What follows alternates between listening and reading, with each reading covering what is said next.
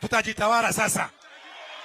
Sawa sawa, tutajitawala kwa sababu 70% are non-share holders.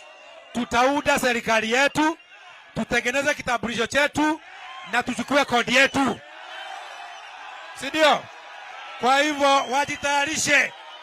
Hiyo isipofunguliwa, baba, upende usipende, tutaunda serikali yako, si ndio hivyo? Si ndio hivyo? Hapo hiyo ndio direction. Kwa hivyo hiyo mchezo sawa sawa, hiyo mchezo wanacheza itaunda Kenya mpya hapa, ili tuache na Kenya Limited, tuunde Republic of Kenya, si ndio hivyo? Nikimaliza kule Mount Kenya, wimbo ni kutukana huyu mzee.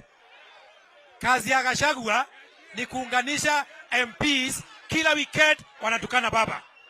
Mtu aende atukane baba yake ama babu yake. Waliuliza huyu ni nani? Gachagua alisema hajui huyu ni nani. Gachagua anapenda goja nimueleze. Anasema ni mtoto wa Maumau.